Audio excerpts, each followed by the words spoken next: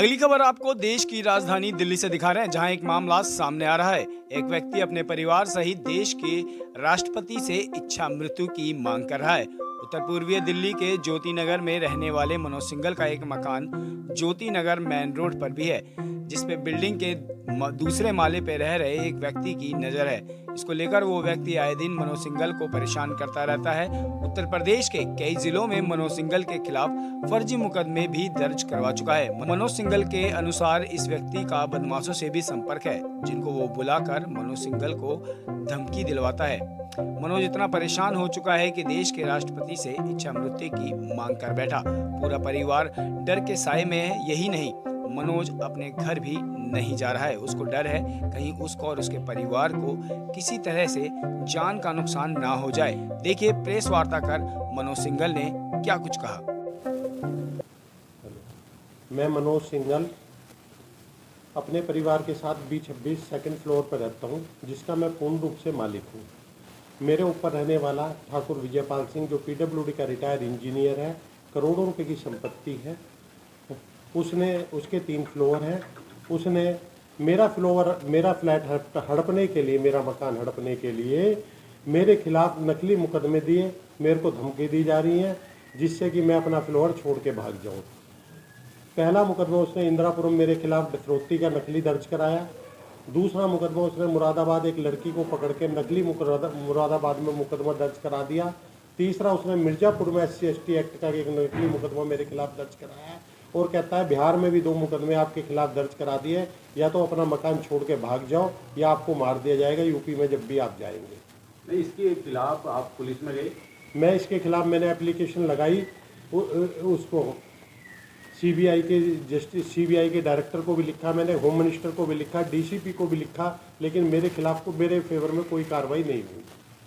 अगर मैं इसमें दोषी हूं तो मुझे सख्त सजा दी जाए, लेकिन इसकी जांच होनी चाहिए ऐसे व्यक्ति की कि ये नकली मुकदमे जो उत्तर प्रदेश में दर्ज हो रहे हैं, योगी सरकार को बदनाम करने के लिए दर्ज किए जा रहे हैं। मनोज जी, जैसे आपने बताया कि आप BJP के कार्यकर्ता रहे हैं पुराने टाइम से, और BJP के ही लोग कुछ इसमें इन्वॉल्व भी हैं आपके खिलाफ जो कार्रवाई ये चल रही है। ये अपने आप को विजयपाल सिंह अपने आप को BJP का बताता है और पट्टा डाल के चलता है गले में, और ये इसी BJP का गलत दुष्प्रचार कर रहा है। अभी आप क्या चाहते हैं? मैं ये चाहता हूँ कि इसमें हाई स्तरीय जांच हो, और अगर जो भी दोषी हो उसे सख्त से सख्त सजा दी जाए। जैसा कि आपने अभी हमें बताया कि मैं इतना पीड़ित हूँ कि मैं महामहिम राष्ट्रपति से इच्छा मृत्यु मांग रहा हूँ।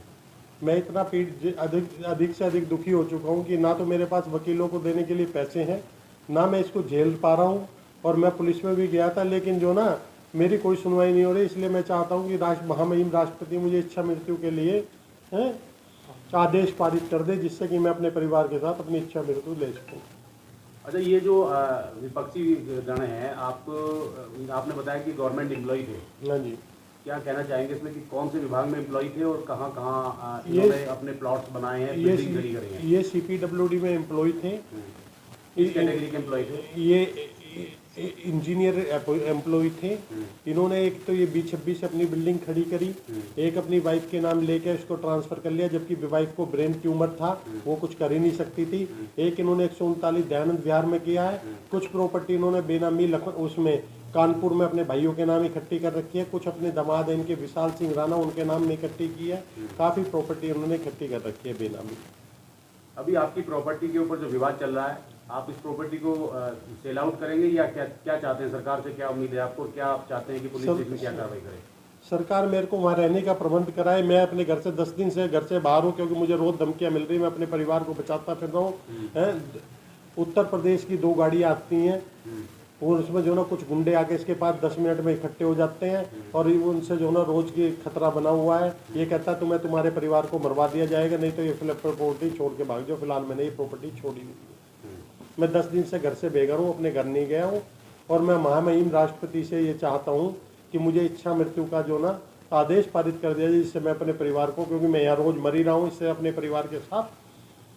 ऐसा कोई लेटर आपने महामहिम राष्ट्रपति को लिखा है अपनी तरफ? मैंने कोई लेटर अभी तक नहीं लिखा है। मैंने गृह मंत्री को चिट्ठी लिखी थी कि मेरे साथ ये हो रहा है। मैंने सुप्रीम कोर्ट के जस्टिस को लिखा है, मैंने हाई कोर्ट के जस्टिस को भी लिखा था, मैंने मैंने एलजी साहब को भी लिखा है, लेकिन मेरी कोई सुनवाई नहीं हुई। यूपी का मामला भी बता रहे हैं आप इसमें। हाँ, यूपी मुकदमे नकली उत्तर प्रदेश में दर्ज कराए जा रहे हैं। ये जो एक तरह से भूमाफिया ही हो जाते हैं, हाँ। तो इनके लिए योगी सरकार से क्या अपील करेंगे?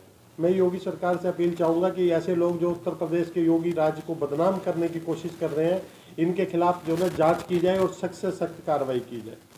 अच्छा, ये जो आपकी प्रॉपर्टी है ये किस जगह स्थित है? ये ज्योति नगर में, इस ज्योति नगर दुर्गापुरी चौक के पास स्थित है। ये दिल्ली का मामला है। दिल्ली का मामला, लेकिन नकली मुकदमे उत्तर प्रदेश में दर्ज कराए जा रहे हैं। तो अपनी प्रॉपर्टी को लेकर आपने दिल्ली के आला कमान से बात की, एसडीएम में डीएम वगैरह से?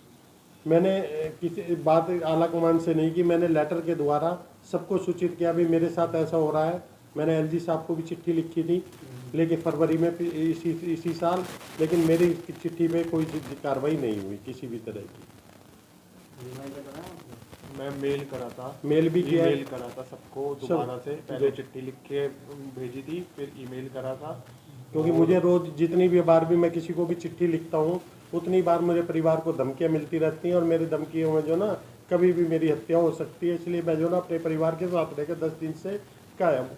तो अपनी सुरक्षा के लिए आपने जो संबंधित जिला के जो डीसीपी हैं उनको इस चीज़ को अवगत कराया है कि प्रॉपर्टी- मैंने डीसीपी को भी लिखा था कि मेरे को जो ना सबको लिखा था एक बार चिट्ठी से, लेकिन मुझे ये पता है जब वो चिट्ठी घूम के उसके पास जाती है तो वो और ज़्यादा सक्रिय हो जाता है।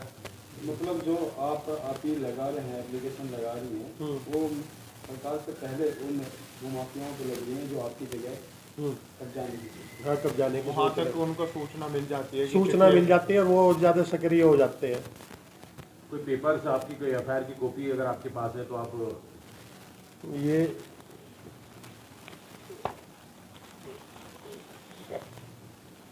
ये उसका वकालतनामा है, उसने कोर्ट में नकली मुकदमा दर्ज कराया था। वैसे ही दिखा दीजिए। ये आपके द्वारा जो रजिस्टर्ड एफआईआर है, मेरे द्वारा रजिस्टर्ड एफआईआर में 5 तारीख को उसने मेरी वाइफ के साथ बहुत ज़्यादा बदतमीजी की है। उसमें पुलिस ने एक एफआईआर दर्ज की है।